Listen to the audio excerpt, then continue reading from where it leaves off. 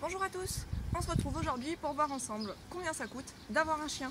Si ce contenu t'intéresse, n'hésite pas à liker la vidéo et t'abonner à la chaîne. Ici on parle donc de chats, de chiens, de chevaux et je vous partage mon quotidien avec eux, mes conseils et tout ce que je peux faire avec eux qui me paraît intéressant de partager avec vous. Tout d'abord, il va falloir commencer par le début, c'est-à-dire acheter ou adopter son chien. Là, on a plusieurs possibilités qui s'offrent à nous. Tout d'abord, on peut aller voir auprès d'un élevage, où là, les prix vont être un petit peu plus élevés que dans les autres options en général. Encore que, on verra après que pas forcément. Donc en élevage, selon la race du chien qu'on va vouloir acheter, on va compter entre 500, voire jusqu'à 2500 € selon la race du chien qu'on veut. Alors ça peut paraître un peu élevé comme ça, mais il faut savoir que les chiens d'élevage, quand on les achète, sont donc vaccinés, pucés, donc identifiés, généralement stérilisés et surtout ils ont un pédigré, c'est-à-dire que si vous souhaitez vous-même faire un élevage derrière, eh bien vous savez que le chien a déjà un bon pédigré derrière lui. Vous avez ensuite la deuxième option qui va être l'adoption. Alors là, l'adoption c'est super, c'est une bonne action, c'est vraiment... c'est très bien parce que ça libère une place en refuge pour un autre chien, etc. Surtout en ce moment où on arrive sur les départs en vacances et où malheureusement il va y avoir beaucoup de chiens qui vont être abandonnés par des gens peu scrupuleux qui n'auront probablement pas regardé cette vidéo. Et donc pour adopter à la SPA ce sera 250 €. Et là encore, eh bien ça va comprendre généralement, parce que ça va dépendre des cas, mais en général ça comprend donc l'identification de l'animal, la vaccination de l'animal et la stérilisation de l'animal s'il n'est pas trop jeune. La dernière option, qui est beaucoup utilisée notamment à côté de chez moi en campagne, ça va être de récupérer des chiens que le voisin nous donne, qu'on aura trouvé sur le bon coin, etc. Donc là les prix sont variables, en général c'est moins cher que dans les élevages, mais il faut faire attention parce que en général ces animaux-là ne seront ni vaccinés, ni stérilisés, ni identifiés.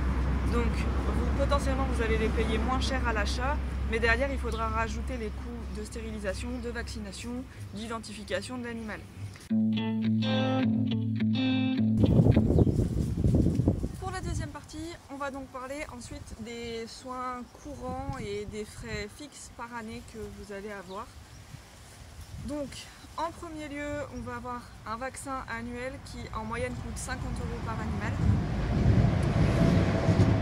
Alors après attention parce que si quand vous partez en vacances, contrairement à tous ces gens peu scrupuleux dont on parlait tout à l'heure, vous n'abandonnez pas votre chien et donc soit vous le laissez chez vous parce que quelqu'un peut s'en occuper, à ce compte-là c'est très bien, soit vous êtes obligé de le mettre dans une pension et attention dans ces cas-là, cela demande un vaccin supplémentaire qui est appelé la toux du chenil, qui a un supplément, dans mon cas, de 25 € par chien.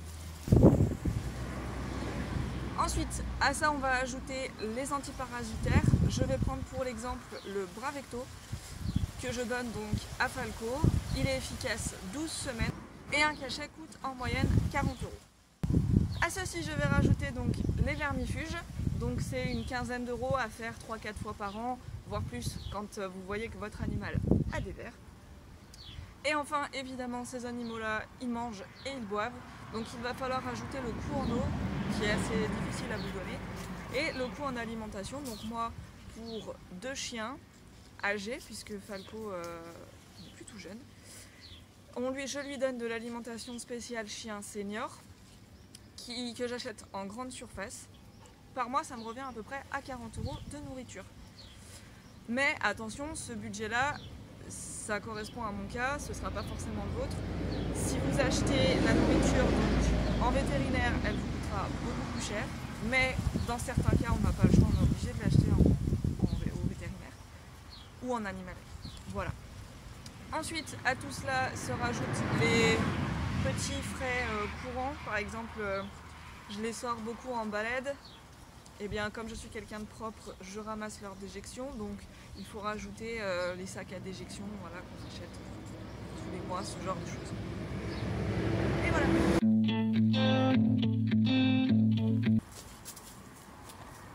s'attaquer maintenant désormais à tout le matériel qui va être nécessaire pour pouvoir entretenir son chien correctement. Un chien n'est pas un objet, donc au-delà de l'argent, il va vous demander du temps, des soins et vraiment beaucoup de temps. Notamment pour le sortir, c'est très important, ça va permettre de le sociabiliser et de lui faire découvrir un nouveau monde, de l'entretenir physiquement parce que ça lui fait faire du sport et ça lui entretient aussi son moral. Donc pour les promenades, vous allez avoir besoin d'une laisse et d'un collier ou d'un harnais. Je préfère les harnais personnellement, mais chacun fait comme il veut. Pour la laisse, on va compter aux alentours de 10 €. Le collier, le harnais, ça va démarrer à partir de 5 €. Ça peut monter selon si vous voulez de la marque ou pas, etc. Je conseille également d'avoir une petite médaille sur le collier, tout simplement parce que si le chien s'éloigne un peu trop de vous en promenade, si vous le détachez, ou quand bien même s'il venait à se sauver de chez vous, vous pouvez faire graver une petite médaille avec votre numéro de téléphone et votre adresse. Les gens pourront vous appeler sans avoir besoin de contacter un vétérinaire. Ce sera plus facile pour vous de retrouver votre animal.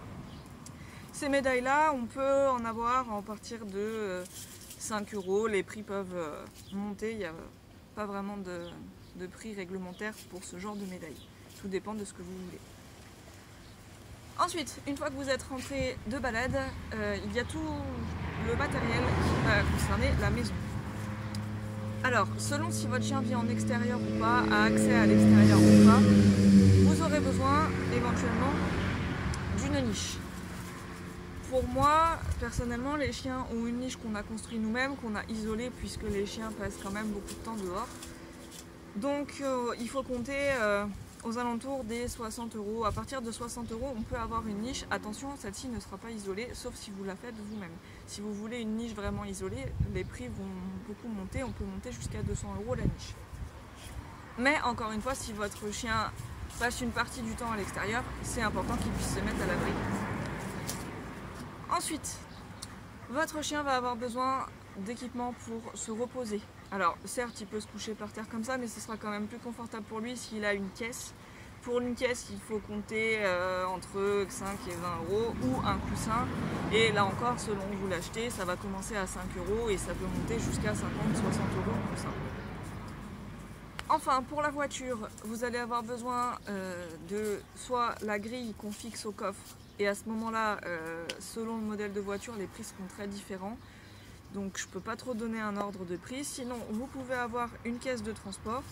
Dans mon cas, j'ai des gros chiens, donc la caisse, on va commencer à avoir des caisses correctes à partir de 60 €. À cela, on va donc rajouter les gamelles. Donc les gamelles pour qu'ils mangent et qu'ils boivent, tout dépend où on l'achète, on va compter entre 2 et 30 € la gamelle selon le type de gamelle, etc. Également, mes chiens, comme je le disais, passent pas mal de temps dehors, y compris en hiver, donc je leur achète des couvertures spécialisées pour les tenir au chaud quand ils restent dehors en hiver. Ces couvertures-là, il faut compter entre 30 et 50 €. On va ensuite parler des frais annexes, c'est-à-dire des frais non obligatoires. Ça va dépendre du ressenti de chacun et de ce qu'on souhaite faire ou pas avec le chien. On va avoir par exemple des cours d'éducation. Alors, si vous avez acheté votre chien à la SPA, en général, ils donnent des cours gratuits. Sinon, vous devrez payer un éducateur canin. Alors là, par contre, je n'ai aucune idée du prix. Ensuite, si vous avez un chien comme Falco qui fait des bêtises à peu près toutes les 10 secondes, il va vous détruire beaucoup de choses. Donc, vous devrez racheter le matériel qu'il aura détruit. Enfin, toujours dans le cas de Falco, oui, Falco est un chien qui coûte assez cher. Nous avons donc, il a un problème cardiaque. Donc, à tous les frais dont j'ai parlé tout à l'heure, je rajoute une quarantaine d'euros pour son traitement pour le cœur par mois. Ou encore par exemple la pension au chenil pour les vacances si vous ne pouvez pas l'emmener ou qu'il ne peut pas rester chez vous. Voilà, donc pour ça il faut bien se renseigner. Acheter un chien, c'est pas comme acheter un objet, hein, c'est un être sensible comme dit la loi. Donc il faut faire attention à eux et ça doit être un achat réfléchi. Parce que oui, un chien c'est super, c'est génial, ça fait plein de câlins, c'est toujours là pour nous.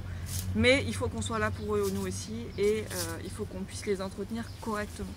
Il y a beaucoup de gens qui pensent qu'un chien, on le prend, c'est mignon, c'est joli, mais derrière, on l'emmène pas promener parce qu'on n'a pas le temps, parce qu'on rentre trop tard du travail.